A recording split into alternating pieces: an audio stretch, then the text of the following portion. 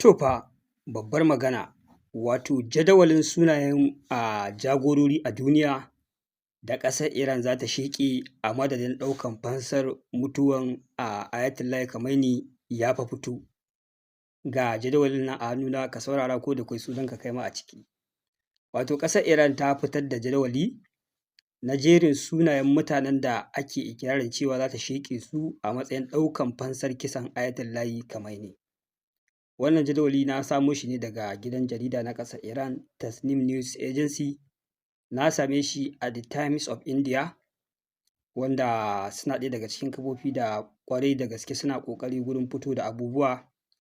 na gasken gaske. Ko da ana samun kuskure, kuskuren bai da yawa domin haka dama abubuwa suke tafiya. Babu wani abu da za a ce ana yin shi 100% daidai ne. Amma dai tunda na ga wannan jadawali a kafafe guda biyu, ina da yaƙini jadawalin yana da sahihanci. Duk da dai na ji ana cewa wai ƙasar Iran ba ta fito officially ta tabbatar da cewa ita ta fitar da wannan jadawali da kanta ba, amma dai kuma ba su ƙaryata cewa wannan jadawali haka yake ba. Ga jerin mutane 13 da zan fara jeranto muku a cikin wannan jadawali. Mutum na farko shi ne Firayim Ministan ƙasar Yahudu, Benjamin Netanyahu shi ne mutum na farko. Sai kuma mutum na biyu shi ne shugaban ƙasar Amurka, Donald Trump, wanda kowa ya riga ya sani dama waɗannan mutane guda biyu su ne masu kai haɗin gwiwar kawo wannan farmaki. Shi ya sa sunayensu ya fara fitowa a farko, wato ma'ana idan za a fara ɗaukan fansa su ne ma dai a jadawali na ɗaya da na biyu. Kuma wani abu da yake gaskata wannan jadawali shi ne, ai tun kafin wannan jadawali ya fito, an ji shugaban ƙasar Amurka Donald Trump a zaman da aka yi a NATO Summit a ƙasar Turkey a Ankara, shi da kanshi ya ce ya ji labarin wani jadawali ya fita na mutanen da za a hallaka har da sunan shi a ciki. To kun ga kenan tabbas wannan jadawali da gasken gaske yana da tushe, yana da asali. Domin a bakin wanda aka fara jin wannan jadawali ya fito daga bakin shugaban ƙasar Amurka ne, ba bakin ƙasar Iran ko wata al'umma ba, wanda ƙila ta bayanan sirri ya samu wannan labari. Kuma sai ga shi wannan jadawali ya fito kamar yadda nake karanta muku shi da gaske. Saboda haka wannan jadawali ni ma na gaskata sahihancin shi. Sai mutum na uku shi ne Marco Rubio, wanda shi ne US Secretary of State, wato kowa ya riga ya san wane ne Marco Rubio. Yana ɗaya daga cikin mutanen da aka yi ta zirga-zirga gurin ƙulla yarjejeniya da ƙasar Iran. Sai kuma mutum na huɗu shi ne Pete Hegseth, wato United States Secretary of War. Wato Pete Hegseth shi ne United States Secretary of Defense. Wato Pete Hegseth dai kun riga kun san wane ne shi. Ɗaya ne daga cikin waɗanda matasa ne aka ba su ragamar wannan department ɗin,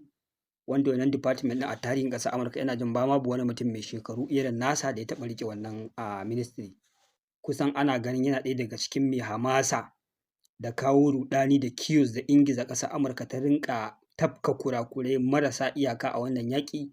ganin kawai shi gundarin zallar kayan yaƙin ƙasar Amurka yake yi a idanuwansa,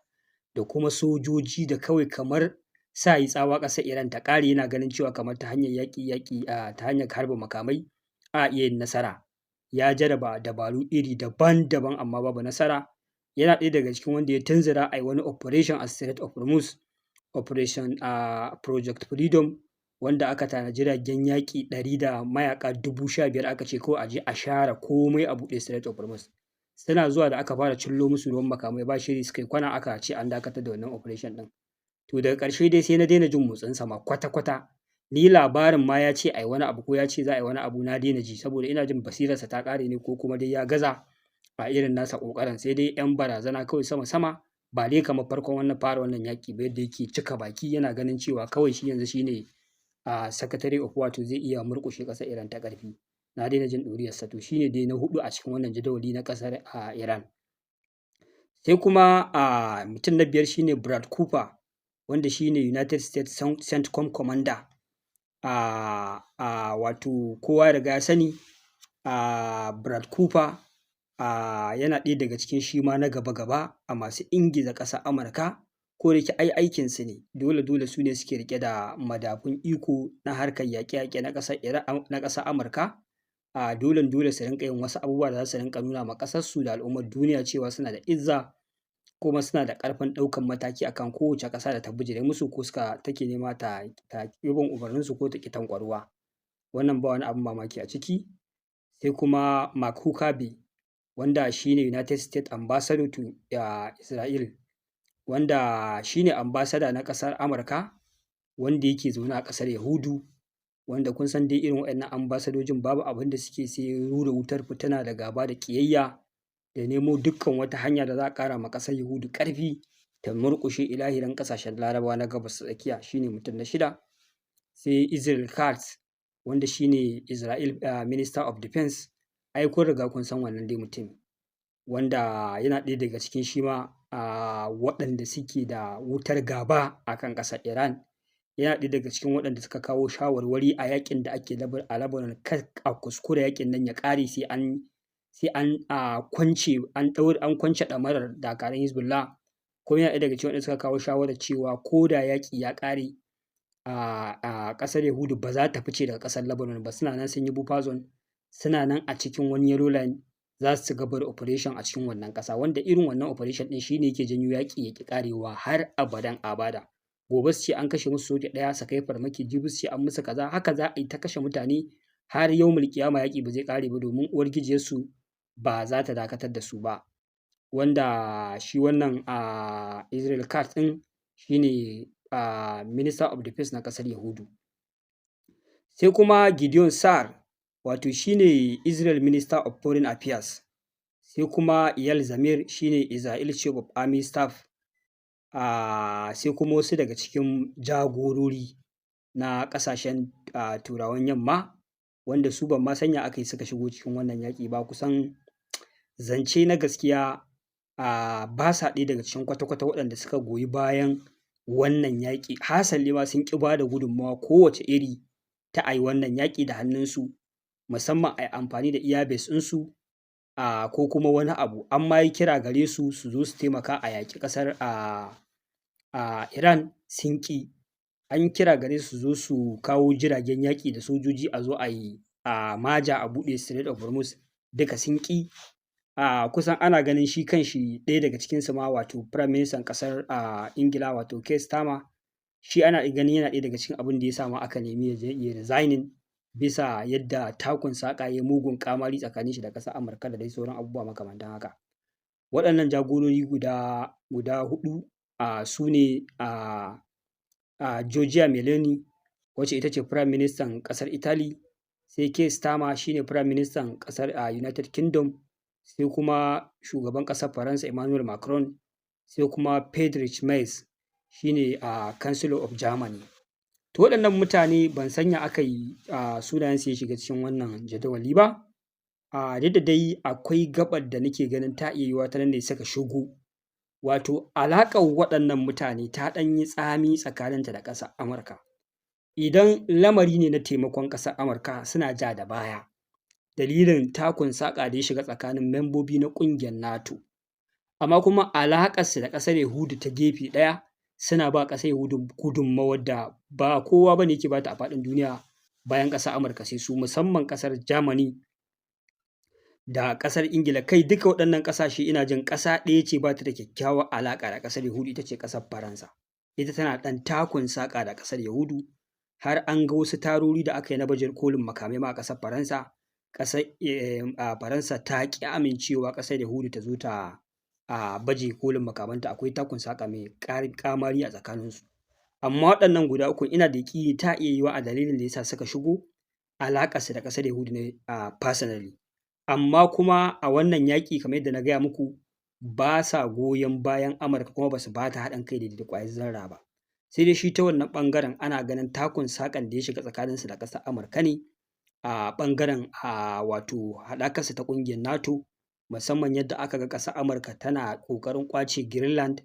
wanda su waɗannan ƙasashe suka nuna attafau ba su amince ƙasar Amurka ta ƙwaci Greenland ba. Kai a lokacin har aka yi tunanin abu zai ƙamari tsakanin ƙasar Amurka da waɗannan ƙasashe, don domin an ce har wani ɓangare na sojoji aka fara turawa Greenland,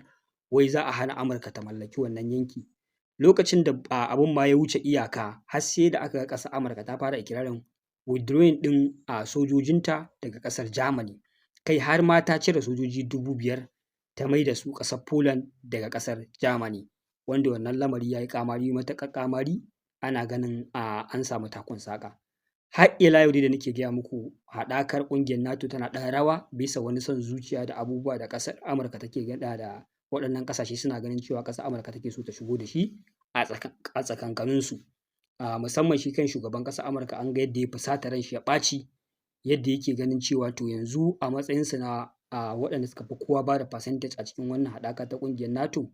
yanzu gashi sun yi kira a zo a yi wani abu a tare wanda wannan abin ba ma iya ƙasar Amurka zai amfana ba zai amfani ƙasashen duniya ne domin Strait of Hormuz ai duka jiragen ƙasashe ne suke wucewa ta wannan hanya ba iya na ƙasar Amurka ba amma an nemi su zo su ba da taimako ko haɗin kai na sojoji a zo a buɗe wannan hanya sun ƙi badawa saboda haka kamar wannan alaƙar ba ta da wani amfani har ma ya rinƙa barazanar ficewa daga wannan ƙungiya. To wannan shi ne dai a takun saƙa wato su ɗin kansu su ma dai akwai abubuwa da dama a tsakankaninsu wanda ake ba sa ga maciji. Wannan kenan a ɓangaren ƙasar Amurka. Wannan jadawali dai hallau dai ban ga ƙasar Iran kamar yadda na gaya muku ta ƙaryata shi ba kuma abin da ya sa ni ma kaina na ƙara samun yaƙini wannan jadawali sahihi ne kamar yadda na gaya muku ai daga bakin shugaban ƙasar Amurka Donald Trump aka fara jin wannan labari duk wanda ya je bibi bidiyo wanda shugaban ƙasar Amurka Donald Trump ya yi wasu bayanai a Turkey to zai ji wannan bayani da na hakaito muku cewa ya ji labari ƙasar Iran ta fitar da wani jadawali akwai sunansa a ciki na cikin mutanen da za a hallaka har ya bar wata wasiya kuma na zo na bidiyo akan wannan wasiya na ce muku ya ce idan ƙasar Iran ta kuskura ta hallaka shi to akwai makamai masu linzami lock and loaded kimanin guda 1000 da za su ci gaba da sauka a ƙasar Iran da kuma wasu ma wanda za su biyo baya sai an tabbatar kowace kusurwa da kowace area ta ƙasar Iran an shafe ta bisa wannan ganganci da suka yi na hallaka shugaban ƙasar Amurka har ma na kawo muku labari na ce muku labari mai daɗi game da ikirarin shugaban ƙasar Amurka ta ƙaryata shi wanda ta ce wannan fa labari da shugaban ƙasar Amurka Donald Trump ya bayar ba gaskiya ba ne a ƙa'ida doka ta ƙasar Amurka shine duk shugaban da aka kashe shi ko ya mutu ko ya yi resigning daga lokacin da hannunsa ya rubuta resign to ba shi bane shugaban ƙasar Amurka ba yi da hurumi ko ‘yancin ba wa sojoji umarnin su kai hari wata ƙasa ko su yi wani abu ina labarinsa ya ƙare ya zo ƙarshe sai idan wani wanda ya hau kan mulki ne zai iya ɗaukan mataki daga wannan gaba yanzu misali da ƙasar Iran za su yi nasarar hallaka shi to yanzu shi wannan umarnin da ya bada ya tashi a banza yanzu nomo Donald Trump ba yi da wani sauran hurumi ko umarni yana kabari da zai ce a yi wani abu ko ga wasiya ya rubuta dole a cika mai wannan umarnin a babu wannan sai dai idan an naɗa shugaba wani mataimakin shi ya hau kai ko dai wani abu makamancin haka to shi wannan mataimakin shi ne zai yi taking decision ya ga to wani mataki za su ɗauka akan wanda ya kashe musu shugaba amma shi dai nashi umarnin ya sha ruwa wannan shine labarin da na zo muku da shi akan waɗannan abubuwa amma dai za mu jira mu gani shin ƙasar Iran za ta gazgata wannan jadawali ko ba za ta gazgata shi ba haka zalika a ɓangaren ƙasar Amurka da kuma sauran shugabannin duniya tabbas na san za su yi tsokaci game da fitar wannan jadawali shi ma insha Allah zan kawo muku cikakkun bayani haka zalika hallau dai abubuwan da suke ci gaba da faruwa na jefa makamai ba wai sun dakata bane su ma za mu ɗora muku daga inda muka tsaya anan zan dakata wassalamu alaikum warahmatullahi